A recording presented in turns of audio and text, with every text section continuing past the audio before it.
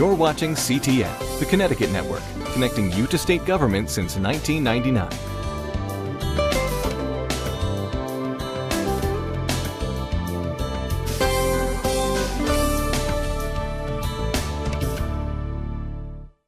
Please welcome to the stage Governor Lamont's Senior Advisor on Infrastructure and Commissioner of the Department of Revenue Services, Mark Boughton.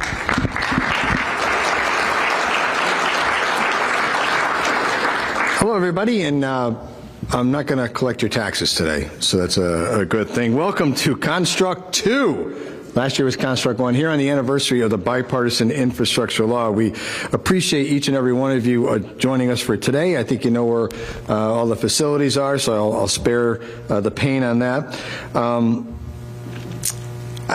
You know, before we really begin in some of these very important policy discussions, I think it would be important that we recognize that there have been some changes at the federal level.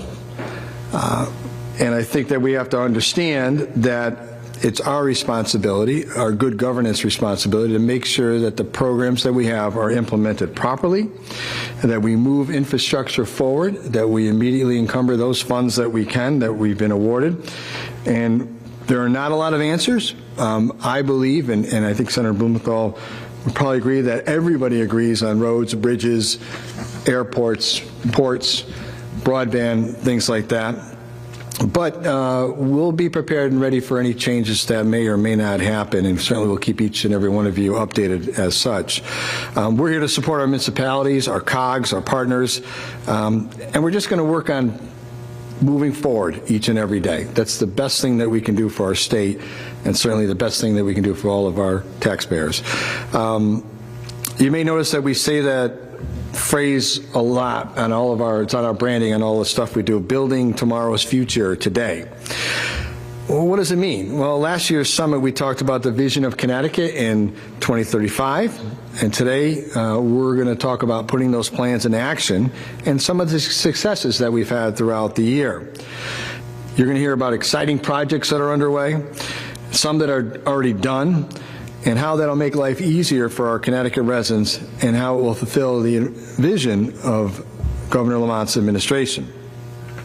I want to thank some folks that are here today. This is a sold-out event, and as I mentioned, you'll see people come in and out throughout the day. I want to thank Governor Lamont for supporting the implementation of this program. There's states call from, in fact, I just got off a call yesterday with the Northeast region states, all of New England. Nobody has put a team together to do this the way Governor Lamont has. Nobody had the vision to say, this is important, we can leverage these dollars.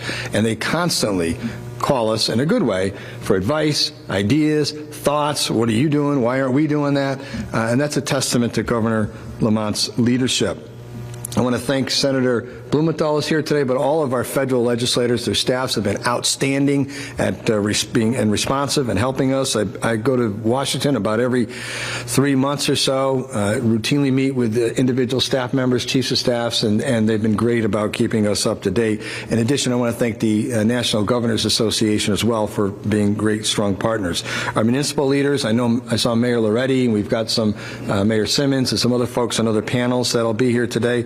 We want to thank them. And of course our COGs, Matt Hart is here, and I want to thank Matt for his leadership. So all of this happens because we've got our strong and mighty federal funds team with Rob Hodling at the head. Thank you, Rob, and all of the team underneath him, Taylor, Ryan, Tiffany. We just make stuff happen. And we make it happen because our job is to build partnerships across agencies, partnerships with our federal government, and partnerships with our local municipalities, and we do that each and every day. Okay, enough about how wonderful we are. So without further ado, I want to introduce one of our great senators, and we were just talking before we started this morning. I think I've known Senator Blumenthal 40 years maybe, and all the different positions that he's held for our residents. We always work together to get stuff done. We wanted to make sure that our residents had the very best tools at their disposal to be successful. So, Senator Blumenthal, for a few words, thank you for everything you've done for Connecticut.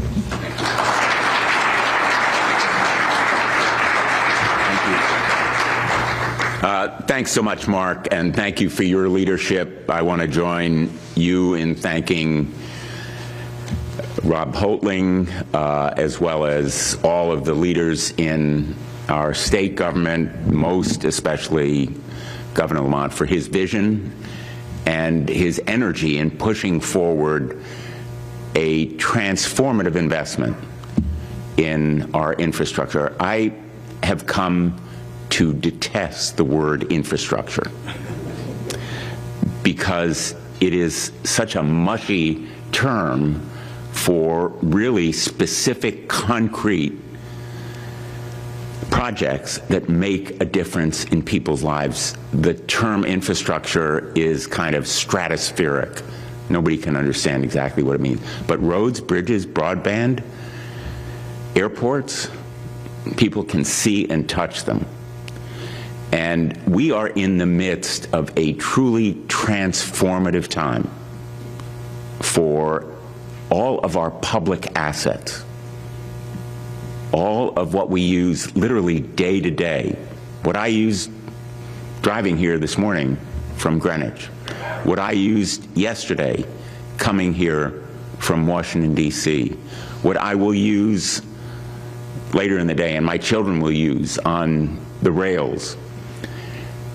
The investment in our public assets is nothing short of transformative. We're seeing a transportation transformation. But what I'm here to do is really issue a call to action to you. The commitment of funds that we have seen over these last 4 years is nothing short of miraculous, but only if we put that money to work. For Connecticut alone, from the bipartisan infrastructure program, let me just give you these numbers: $3.15 billion under construction in projects right now. Pre-construction funding, $5.05 billion. That's $8 billion alone from the Bipartisan Infrastructure Act. The Inflation Reduction Act is another roughly $1 billion. So we are talking about huge commitments of funding that need to be put to work. And my call to action is, let's get that money out the door. Let's put it in the ground or on the bridges. Let's get the job done. And I'm going to be really blunt. I don't need to tell anyone in this room about the uncertainties ahead in a new administration. Will the money be there? That's the question we need to answer by using the money that's available right now, putting those dollars to work, getting them from Washington to Connecticut, and then into the roads, bridges, and other kinds of public assets that we need. So, for example, we have underway right now the reconstruction of the Connecticut River Bridge that is going to involve $827 million. It's close to $1 trillion. The renovation of the Gold Star Bridge, $158 million, $30 million going into Bradley Airport expansion, but also buses, zero-emission buses, all around the state, $20 million. I'm not going to go through the litany of projects that we have underway, but simply to emphasize, and I'll say it again, action is so important. And we ought to regard this second inaugural, which celebrates the 3rd anniversary of the Bipartisan Infrastructure Act, as a call to action. As this administration ends, we have an obligation to put this money to work. I'm so glad that the FRA administrator is here today, because he's been a real leader in this effort. And again, my thanks to all of you, because you are going to be key to this transformative investment in making sure that this money is actually working for the people of Connecticut. Thank you so much for being here and the work that you're doing and that you will do. And again, my thanks to Governor Lamont for all that he does, and to my fellow members of the Connecticut delegation. You know, we're a small delegation, but we fight above our weight. And my colleagues couldn't be here this morning, but we work together as a team, and we have been successful because we work together as a team, as you work as a team to help Connecticut. Thanks so much.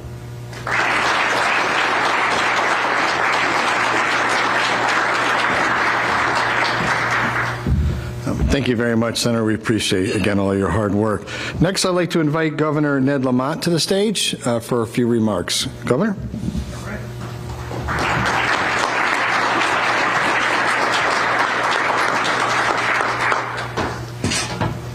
All right, happy birthday to the bipartisan infrastructure bill. 3 years old, and you just heard from Dick, it's making an enormous difference, especially in a state like Connecticut. We have a lot of old infrastructure, and we are rebuilding more, I call it planes, trains, and automobiles, because it was a movie I saw back when I was younger, and that's what we're doing.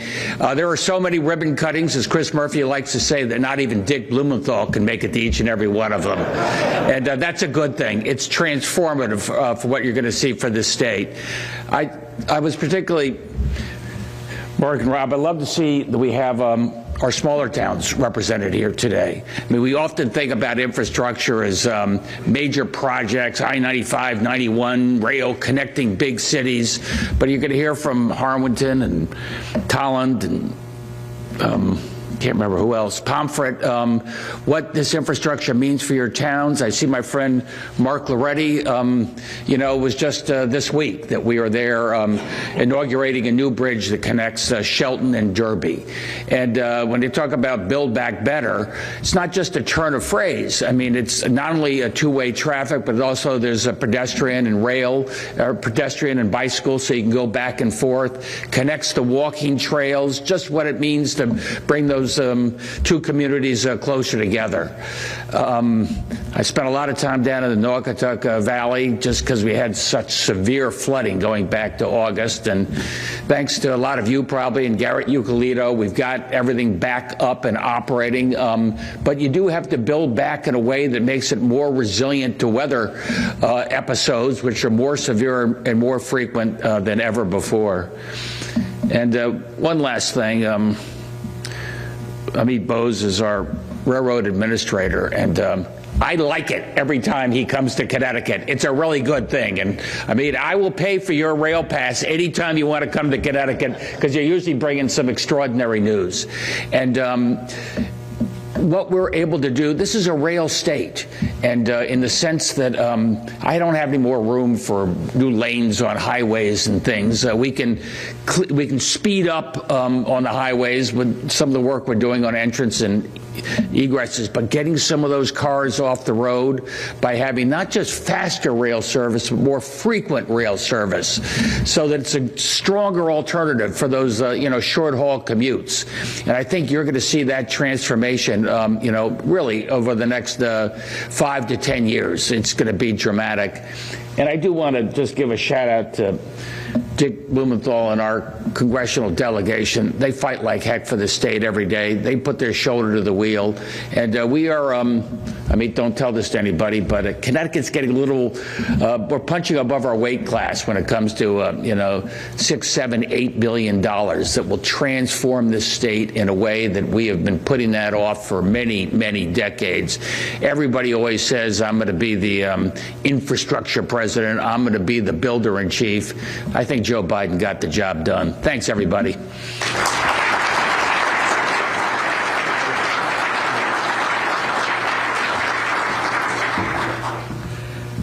Once again, thank you, Governor Lamont, for your leadership. So we are lucky today that we have the administrator for FRA here with us, Rail, and I'm not allowed to say anything, boss, but later on, big news. That's all I can say. So we appreciate, though, the fact that the governor's absolutely right. Because every time he comes here, he's usually got a check in hand somewhere. So with that, I'd like to introduce Amit Bose. He serves as the administrator of the Federal Railroad Administration. Prior to joining the Biden-Harris administration, Administrator Bose worked at an architectural engineering firm, where he also served as the board chair of the Coalition for the Northeast Corridor and on the New Jersey Restart and Recovery Advisory Council. Before joining DOT, he also worked for New Jersey Transit, the New Jersey Department of Transportation, and as a transportation staffer in the U.S. Congress. We are delighted to welcome Administrator Bose to the podium to say a few words for our opening plenary. Administrator?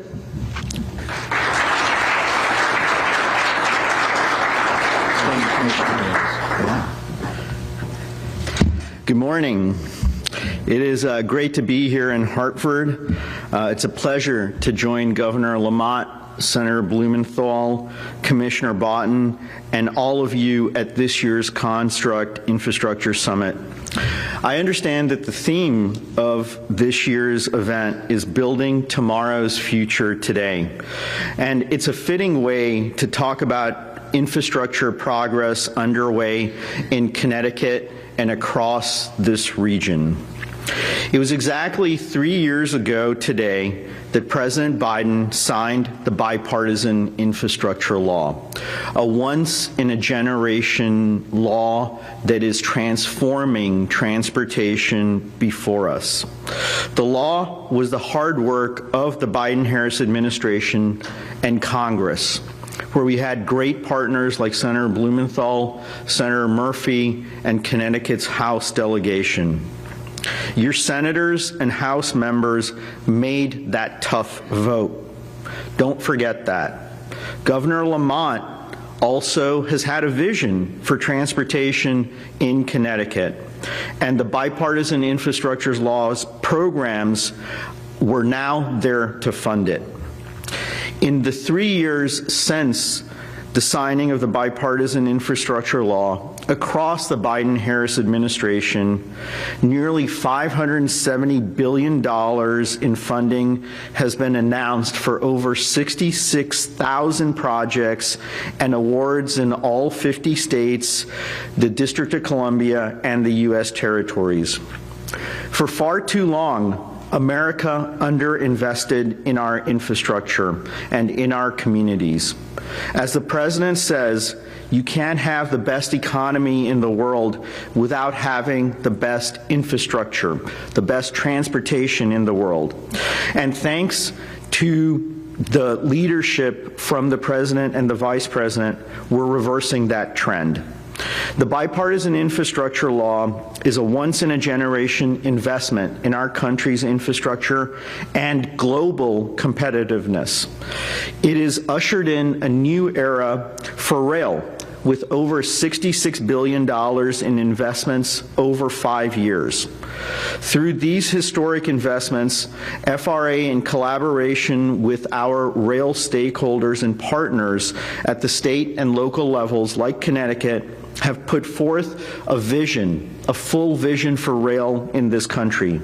A vision where we're bringing world-class passenger service to more communities than ever, where we're increasing quality, reliability, and frequency to connect towns and cities to make daily travel easier and better for the environment, where high-speed rail on American soil is a reality in this country, rather than something our citizens have to go abroad to experience, where we're investing in America's busiest passenger rail corridor, the Northeast Corridor, replacing aging bridges and tunnels with 21st century infrastructure that meets the demands of modern riders, not only here in Connecticut. And I want to thank the governor governor and the delegation support for projects like the Hudson River Tunnel, which may not be in Connecticut, but affect that service on the Northeast Corridor.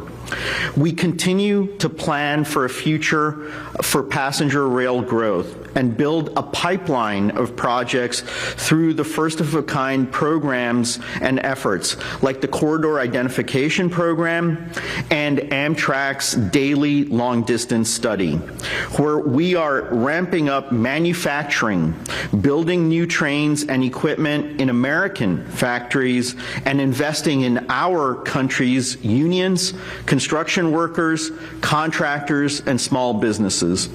A vision where federal investments are getting people and goods where they need to be safely and efficiently.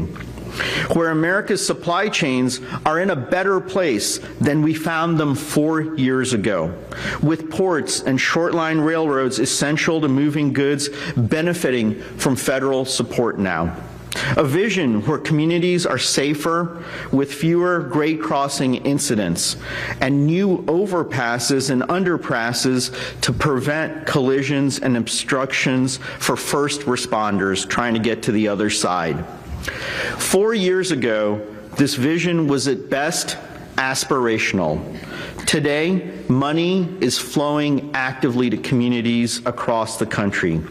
You can see the shovels in the ground and hear the construction equipment. Workers on the job, you can see. New and expanded service is launching.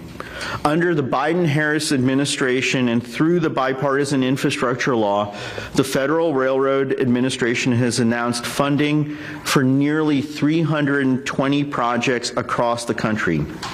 We've identified 69 corridor selections across 44 states for future development to have a pipeline of passenger rail projects.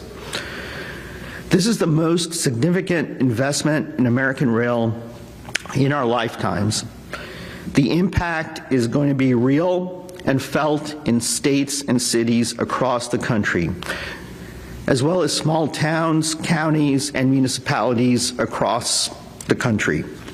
It will absolutely be felt here in Connecticut. And again, I can't say enough for the way Governor Lamont has positioned Connecticut to be competitive in our discretionary grant programs. Through the Federal-State Partnership for Intercity Passenger Rail Program, we call it Fed-State Northeast Corridor, FRA is funding 10 projects that are vital to Connecticut and the entire Northeast Corridor. This includes more than $826 million for the Connecticut River Bridge Replacement Project to replace the 116-year-old bridge between Old Saybrook and Old Lyme with a modern and resilient new movable bridge immediately to the south of the existing structure. $465 million going towards a walk bridge replacement project to replace the existing deteriorated bridge with a new, modern, resilient bridge that will improve safety and reliability. More than $245 million towards the Devon Bridge replacement project to eliminate long-term disruption and daily reliability challenges. That bridge serves as a critical link between Stamford and New Haven and between New York and Boston. More than $122 million going towards a New Haven line power improvement project in a phased approach to replace power equipment across 3 areas of the New Haven line power system. More than $104 million towards the Hartford Line Rail Program Double Track Phase 3B project. More than $71 million going towards the New Haven Line Track Improvement and Mobility Enhancement project. More than $23 million going to the Sagatuck River Bridge Replacement project, again, to replace an over 100-year-old structure. And $15 million to the New Haven Line Network Infrastructure Upgrade project. as well as $4 million to the New Haven to Providence Capacity Planning Study. These are transformative projects that we are moving forward that will forever change the quality and reliability of service in Connecticut and in the region, not to mention the accessibility to passengers. Through Amtrak, the infrastructure law is funding Americans with Disability Act upgrades at stations across the country. ADA station work has been completed in Windsor and Windsor Locks. Additional station upgrades are occurring in New London, Old Saybrook, and at the Hartford station that are all planned in early 2025. These investments build on more than $260 million in funding for Connecticut administered by the FRA even before the passage of the bipartisan infrastructure law. Taken together, these investments are not only good news for travelers and commuters and passengers who are looking for an alternative to the busy, congested I-95 corridor, they're good news for Connecticut's economy, workers, and residents. Investments are good news for the workers who are going to build these projects and the many contractors and small businesses who will support and benefit from them. And as these projects take shape, they're going to better connect Connecticut to the Northeast region and the rest of the country. The Northeast region is the largest mega region in the country by population and gross domestic product. FRA is also investing in Connecticut through our Consolidated Rail Infrastructure and Safety Improvements Program. For example, a FRA Chrissy grant announced last year is going to help the Houstonic Railroad Company improve track, upgrade multiple bridges, and restore a portion of their rail line that's out of service to meet existing and growing freight demands. At the same time, FRA is helping lay the foundation for future growth through the Infrastructure Law's Corridor ID program. As I mentioned earlier, FRA has identified 69 corridors across 44 states for future development. That includes a proposed corridor that would provide improvements to the existing Northeast Regional, Springfield Shuttles, Valley Flyer, Connecticut Trail Hartford Line service, as well as the Vermonter and the future inland corridors between New Haven and Springfield, inclusive of Hartford. Like I said earlier, the bipartisan infrastructure laws ushered in a new era for rail. It's also a new era for the Federal Railroad Administration. We've successfully set up new grant programs. We're getting funding out the door through those programs, and we've grown significantly. We've increased our resources. We're leaning in on project planning and implementation in new, exciting, and innovative ways, creating best practices in railroad development, developing streamlining efforts for the environmental review process, and more. Commissioner Eucalito's been a strong partner in those efforts. With his support, FRA is rising to the occasion. We're positioning FRA to meet this moment and deliver on that strong rail vision that I mentioned. This moment requires us to build capacity, which is exactly what FRA has been doing. FRA is currently at its largest size in history, having grown from about 850 employees to 1,150. Our Office of Railroad Planning and Development has more than doubled in size over the last year, with more than 200 people now on that in that office. We've established an Office of Research, Data, and Innovation that's providing a collaborative, streamlined approach to research, data analytics, and economic analysis. We now have dedicated stakeholder engagement teams to assist folks around the country with grant applications. A new small business office to ensure people from diverse backgrounds share in the opportunities we're providing. FRA looks forward to strengthening our partnerships across Connecticut and elsewhere to deliver safe, reliable, efficient, and modern rail transportation that people across the country deserve. FRA is going to continue to do all we can to support the more than $1 billion in projects moving forward here in Connecticut. We aim to announce even more project selections this year and additional rounds of infrastructure law funding that remain over the next 2 years. 3 years ago, the bipartisan infrastructure law and the number of projects moving forward and the dollars being investment were a glimmer in people's eyes. Of course, the lasting impact of these investments only starts with the numbers that I've cited. We need to demonstrate real and tangible results. We need people to feel these projects and to see the progress we've made. We need to deliver the strong rail projects that make communities better and improve our economy, projects that truly make a difference in people's daily lives. These are the impacts that will stand the test of time, and I'm so proud to have been a part of them over the past 3 years. You know, Secretary Buttigieg frequently refers to the fact that someday we're going to look back on rail and remember it before the bipartisan infrastructure law, and rail after the bipartisan infrastructure law. Being here in Hartford today and reflecting on the rail investments we've made is a clear reminder of where we were just 4 years ago, not that long ago, and what is now possible before us. I wholeheartedly believe that we remain poised to deliver on what President Biden, Secretary Buttigieg, and Governor Lamont have repeatedly called an infrastructure decade.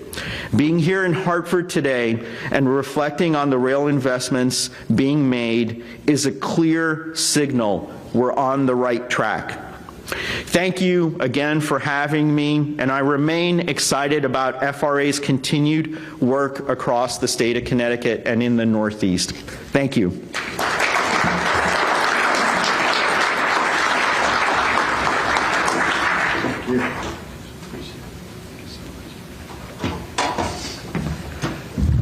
Thank you, Commissioner, Administrator. You don't know how much we appreciate you today.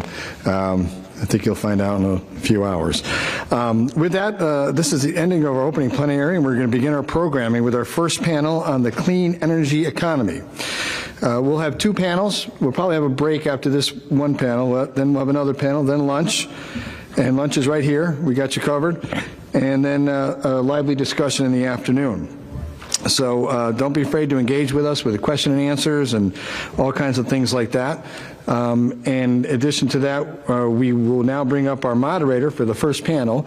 That is Sarah Harari. And if we could welcome her to the panel, we'd appreciate it. Sarah, there you are.